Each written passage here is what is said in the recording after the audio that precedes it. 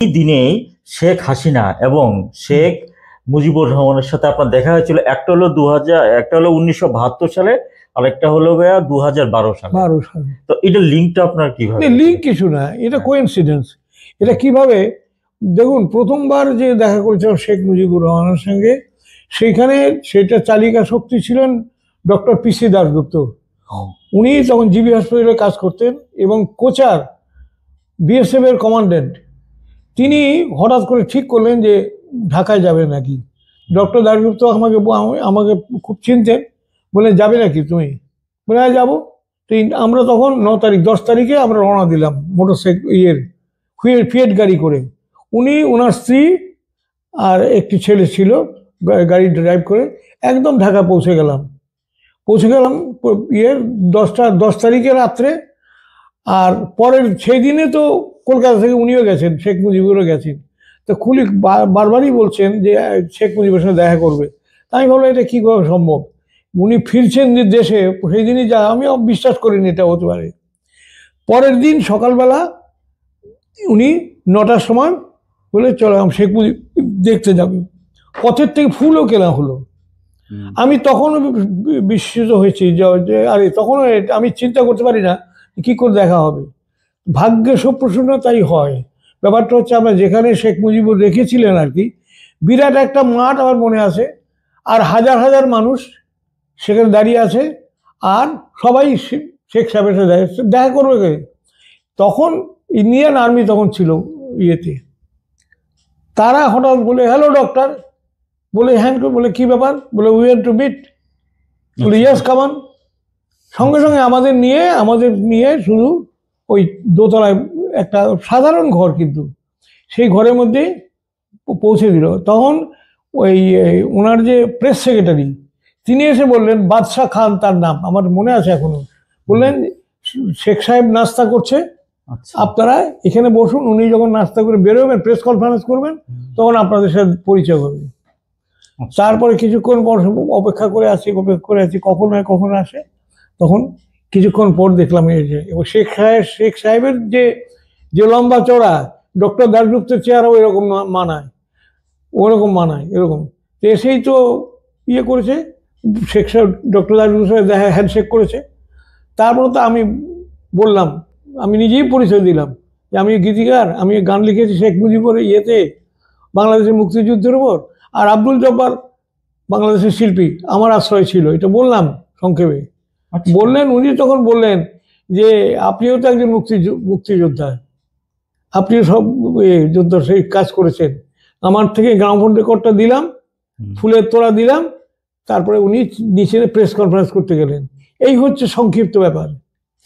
আর শেখ সাহেব হাসিনার সঙ্গে সাক্ষাৎটা অন্য কারণ, সেটা কিন্তু এমনই অদ্ভুত ব্যাপার, তারিখটা একই, ঠিক 40 বছর আগে এবং পরে। 11ই জানুয়ারি, দুটোই 11ই জানুয়ারি, ওটাও 11ই জানুয়ারি, এটা 11ই।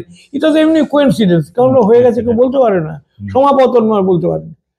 শেখ হাসিনাকে আমি একটা চিঠি লিখেছিলাম, আমার মুক্তিযুদ্ধে আমার কি অবদান, সেটা দিয়ে, অবদান বলবো না, যাই হোক, আমার গান তখন বেরিয়েছিল। মোহাম্মদ আব্দুল জব্বারের টিমটাকে থাকার জায়গা করে দিয়েছিল রবীন সেনগুপ্ত, আপনি চেনেন কিনা জানি না, মারা গেছেন উনি, উনি করে দিয়েছিলেন। ইয়ে রেডিও সকালবেলা 7:30 নিউজ ইয়ে করলো যে পাকিস্তানের প্রখ্যাত সঙ্গীত শিল্পী মোহাম্মদ আব্দুল জব্বার আগরতলায় শরণার্থী শিবিরে আশ্রয় নিয়েছেন, এই একটা লাইন। এটা শুনে আমি এই কেয়ার অ্যান্ড কিওর যেটা এখানে, হ্যাঁ কিওর, তখন ওইটাই ছিল, সেইখানে সঙ্গে সঙ্গে হাজির হলাম। গিয়ে দেখি একটা গ্যারেজের মধ্যে ওরা রয়েছে, এরকম অবস্থা। আমি জব্বারের পরিচয় দিলাম, আমি তার গানের খুব ভক্ত, পরিচয়। উনিও দেখলো যে গান লেখে যখন, তখন বললো যে দাদা একটা কাজ করতে পারে না, ওরা 4-5 জন ছিল। তখন বললো কাজ করে কি, বলে আমরা একটু শ্বাস নিতে পারি, এরকম যদি ব্যবস্থা করতে পারেন। আমি বলেছি চলুন, দেখুন সবই ভাগ্যের ওপর, চলুন আপনারা আমার সাথে, কিন্তু কোথায় যে যাবো তা আমি জানি না, আমার কোনো সঙ্গতি নেই, আমি একটু আর্থিকভাবে দুর্বল, আর আমার বাড়ি ঘরে এমন কিছু না রাখার মতো। রাস্তায় বেরিয়েছি, যা হয় ঈশ্বর কৃপা, হঠাৎ দেখি মানে কল্যাণ চৌবনীতে রবি সেনগুপ্তর গাড়িটা আসছে, গাড়িটা আমি জানতাম, নাম্বারটা জানতাম। তা আমি হাত দিয়ে গাড়িটা থামালাম, আচ্ছা। বললাম রবিদা এই হচ্ছে আব্দুল জব্বার, ওর নাম তো সবাই জানতো। হ্যাঁ। এই এদের রবিদা তখন তাদের থাকার জায়গা চাই। রবিদা বললো গাড়িতে ওঠো। আমি এখনো ভেবে অবাক হয়ে যাই কি করে হলো এটা, রবীন্দ্রনাথ গাড়িটা আসছে, দাঁড়িয়ে কি করতাম। উনি নিয়ে গেলেন আমাদের যে এখন প্রাক্তন মুখ্যমন্ত্রী সমীর রঞ্জন বর্মন, তার বাড়ির পাশে একটা ঘরটা প্লাস্টার হয়েছে, হ্যাঁ রং হয়নি, প্লাস্টার হয়েছে রং হয়নি বলে এই একটা ঘরকে, বিরাট একটা ঘর। তখন ওরা তো এই ঘর দেখে মানে স্বর্গ, কারণ 4 জন এক জায়গায় গুতাগুতি করে মরছে অবস্থা। তখন তারা বললো আরে তো চলে যাবে। তখন বললো তখন কি করা, সঙ্গে সঙ্গে আমরা ভিন্ন ভিন্ন বাড়ি থেকে লিচে বাড়ি থেকে তোষক এই বাড়ি থেকে এই জোগাড় করলাম। ওরা রইল, ওটার মধ্যে শহীদুল ইসলাম ওখানকার গীতিকার উনি ছিলেন, আরো কে কে ছিলেন আর 2-3 জন মনে নেই, আমরা সে নামগুলো বলতে পারছি না। এই তখন এখানে জায়গা ঘটনা, এটা হ্যাঁ এটা কবের ঘটনা? এটা হলো কবে তারিখটা ঠিক মনে নেই, মানে দুপুরবেলা 11-12 হতে পারে না, বুঝেছি, কিন্তু কোন বছর? সে 71-এর ধরুন মার্চ এপ্রিল হবে, তারিখটা মনে নেই, এপ্রিলে। এই করে তখন 2.5 মাস এখানে ছিল এরা, 2.5 মাস ওরা এখানে ছিল। ওই প্রত্যেকদিন হারমোনিয়াম নিয়ে ওরা বসতো, গানটা আমিও লিখতাম, আর ওই যে শহীদুল ইসলাম চৌধুরী একজন সেও লিখতো এই গানটা। তা করে তো স্বাধীন বাংলা বেতার কেন্দ্র একটা হয়েছিল তখন কলকাতাতে, স্বাধীন বাংলা বেতার কেন্দ্রে গান ওদের দরকার, তো ওরা চলে যাবে। তখন হিন্দুস্তান রেকর্ড কোম্পানির সাথে আমি কথা বললাম, যার সাথে আমার আগেই পরিচয় আছে, অমর পালের গানটা অনেক বেরিয়েছে না, তখন তাদের বললাম যে এরকম ব্যাপার আমাদের কাছে, আর বলে আমাকে টেলিগ্রাম করলো যদি কোনো কোম্পানি যোগাযোগ তাকে বুক করো, সঙ্গে সঙ্গে তাদের রাজি হয়ে গেল। এই বাংলাদেশের মুক্তিযুদ্ধের যত গান এখান থেকে বেরিয়েছে, এই হিন্দুস্তান থেকে বেরিয়েছে। এর মুক্তিযুদ্ধের গান পাবেন আপনি, এর মুক্তিযুদ্ধের গান লিখলে পেয়ে যাবেন। সেই সময় আগরতলাতে এনভায়রনমেন্ট আমি বলতে চাই, তখন আর একটা কথা বলিনি আপনাকে, তখন রানীর বাজারে ছিল আকাশবাণী স্টেশন, সেইখানে আব্দুল জব্বারের গান রেকর্ড হয়েছিল, দেশাত্মবোধক গান রেকর্ড হয়েছিল। এটা আমারও গান ছিল সে। আর বিশ্বদেব ভট্টাচার্য বলে একজন তবলা বাজাতো শিল্পী, এখন থাকে ইয়েতে ব্যাঙ্গালোর থাকেন, উনি তখন তবলা বাজিয়েছিলেন রানীবাজারে, মনে পড়ে। এই তো অনেক কথা মনে পড়ে। তখন তো যুদ্ধের আবহাওয়া, হ্যাঁ, তো আগরতলা শহরটা কিরকম দেখছে যুদ্ধের আবহাওয়া? ওরে বাবা, যুদ্ধের আবহাওয়া মানে সবাই ভয়ে ভয়ে আছে, তারও দেখ ভয়ে, অথচ ভালো উত্তেজনা, ভয়ের একটা উত্তেজনা, মানে ভালোর জন্য এরা আশা করছে দেশ যুদ্ধ হচ্ছে, দেশ স্বাধীন করবে, দেশ স্বাধীন করার পক্ষে, মানে সমস্ত জনগণের পক্ষে ছিল, বাংলাদেশ যুদ্ধের পক্ষে ছিল সবাই, ওটা তো ছিল। কিন্তু আগরতলা মানে আগরতলা শহরটাকে বা ত্রিপুরার 3 দিকে তো বাংলাদেশ, হ্যাঁ হ্যাঁ, তখন ও সমস্ত বর্ডার সব সিল করে দেওয়া হয়েছিল, সিল করে যে আমরা চলে যেতাম, কোনো ব্যাপার না বুঝছে। কিন্তু আত্মরক্ষার জন্য ট্রেন কাটা হয়েছিল শহরের বিভিন্ন প্রান্তে, কিন্তু কোনো কথাই না। তখন তো সে একটা যুদ্ধের আবহে পরিবেশ, কিন্তু সবারই কষ্ট সৃষ্ট করে সবারই একটা ইচ্ছা ছিল, মানে ইচ্ছা যে শরণার্থীরা যেন সাশ্রয় পায়, শরণার্থীরা আশ্রয় যেন পায় ভালো মতো। আমরা ওদের অনেক ভালোবাসা তখন দিয়েছি, সব বাড়িতে হয়তো ঘর ভাড়া করে ছিল, কম টাকা দিত, আর অনেকে ওখানে এসে নিজেকে অসহায় মনে করতো, কেউ হয়তো অর্নামেন্ট নিয়েছে, অনেকে অর্নামেন্ট দেখে টাকা চাইছে, বিভিন্নভাবে করতো। কিন্তু ত্রিপুরার মানুষ সাংঘাতিক উদার। আব্দুল জব্বারের সাথে কোনো বিষয়ে? আব্দুল জব্বারের সাথে আমার পরিচয় হয়েছে আর বন্ধুত্ব হয়েছে।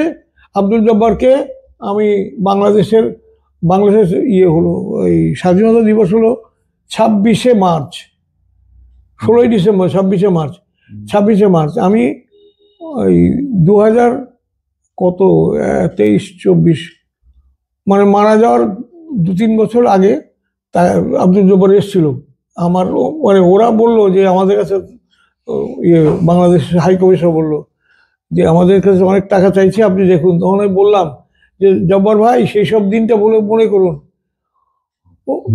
যে সেসব দিনটা মনে করুন, আপনার দেশের স্বাধীনতা উৎসব, আপনি টাকা চাইছেন কেন? এই তো চলে এসেছিল আমার ডাকে সারাদিন। আচ্ছা। আর আচ্ছা, আগরতলা ষড়যন্ত্র মামলা একটা শুনি। না, ওই ব্যাপারটা আমি ঠিক জানি না, ওটা বলতে পারবো না। আচ্ছা, ওটা তো হলো পলিটিক্যাল বিষয় না? হ্যাঁ, ও কি ব্যাপার, ওটা কোনো ব্যাপার নাকি?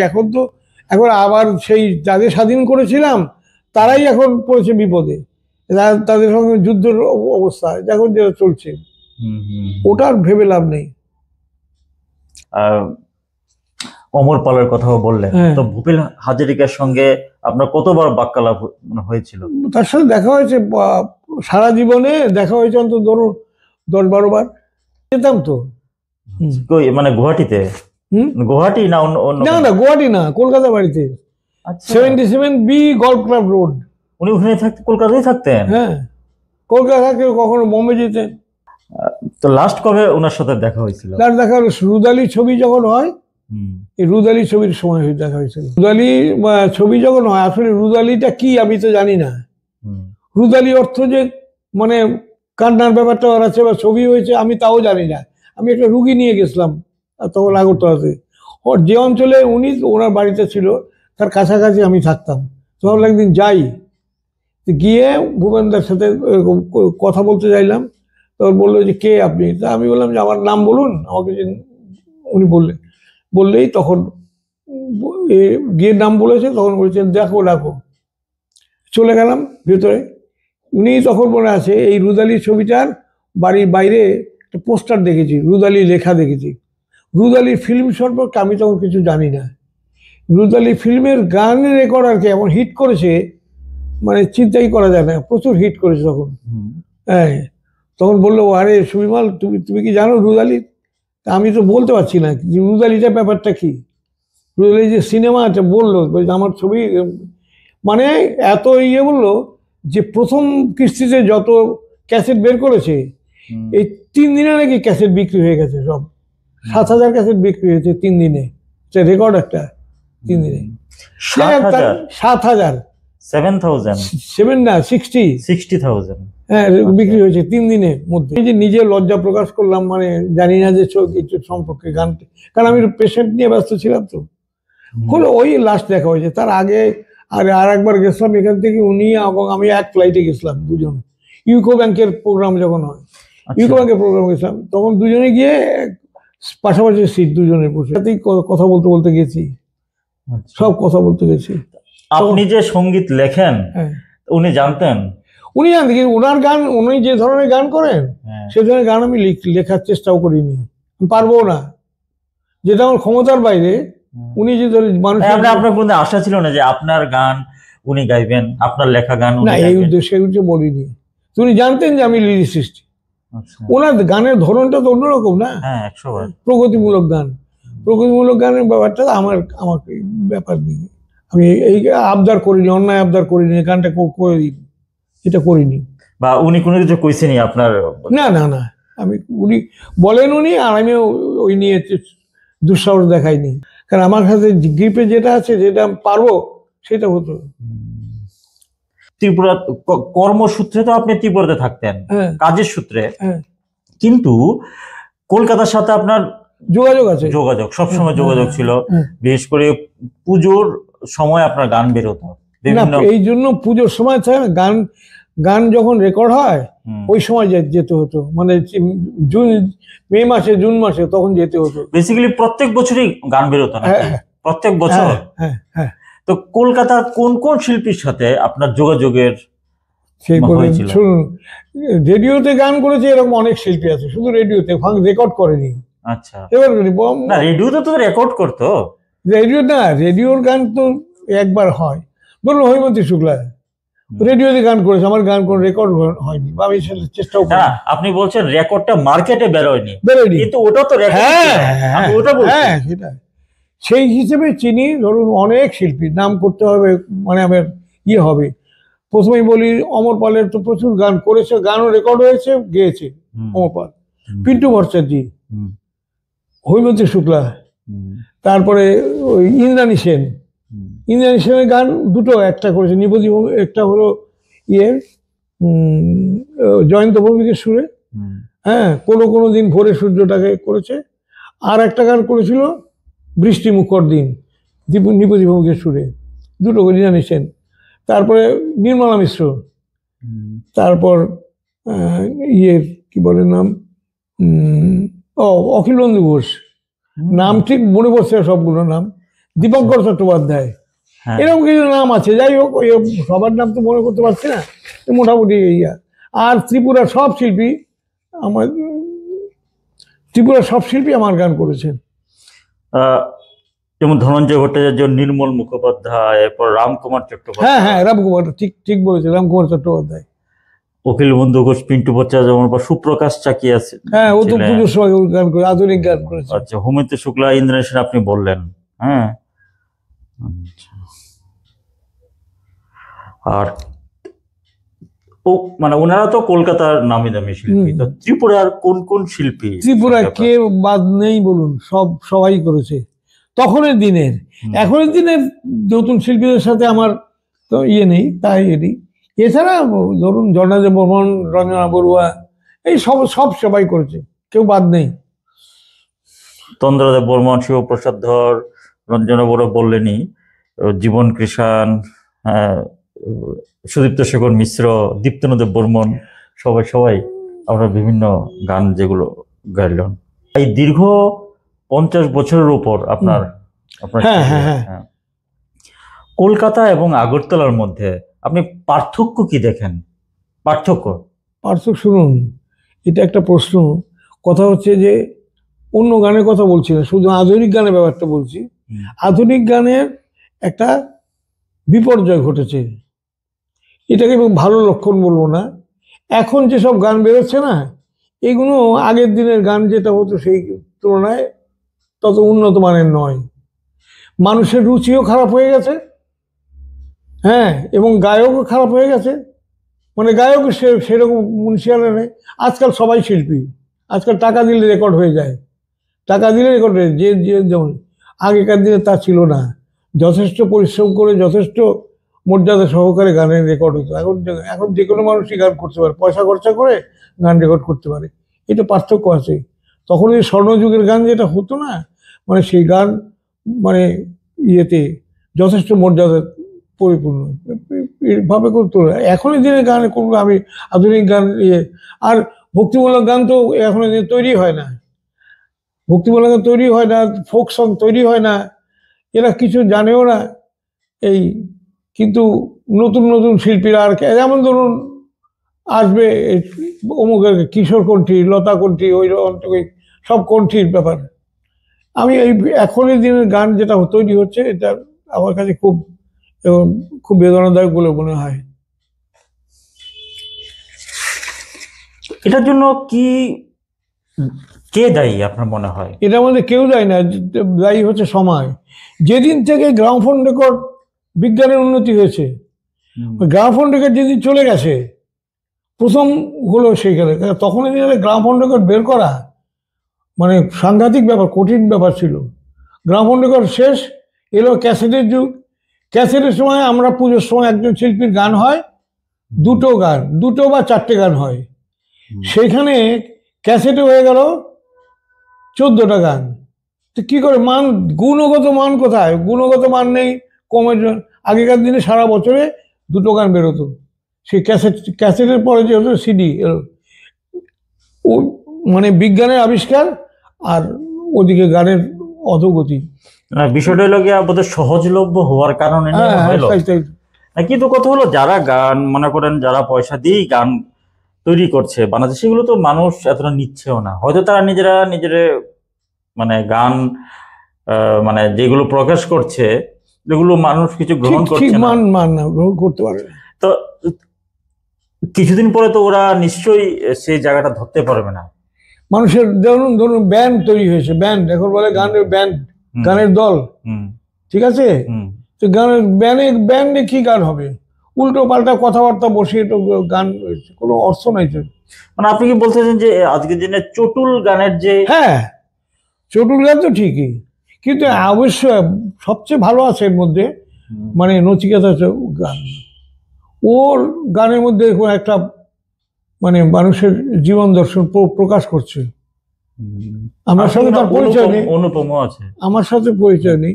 না না, অনুপম টনুপম ওসব কিছু না। আমি অন্তত আমার সব মতামত চাইলে নচিকেতা, কবির সুমন আর কবির সুমন, ওরা তো 90-এর দশকের, কিন্তু এখনকার সময় না, এখন আর আমি কাউকে এদের গান শুনি না, সেই জন্য কোনো মন্তব্য করতে রাজি না। হ্যাঁ, সুমন চট্টোপাধ্যায়, আপনার নচিকেতা, ওনারা তো 90-এর দশকে, ঠিক আছে, এখন তো ওনারা তো এজেডি হয়ে গেছে। না, ওইসব গানে আমার কোনো আগ্রহ নেই, সেই জন্য মন্তব্য করবো না, আমি শুনিও না। দেশান্তরে ঘুইরা কত নদী দেখিলাম, ভুলিতে পারি না তিতাস একটি নদীর নাম। এই গানটা মানে অমর দা রেকর্ড করেছিলেন। আচ্ছা, এটা হয়নি বোধহয়।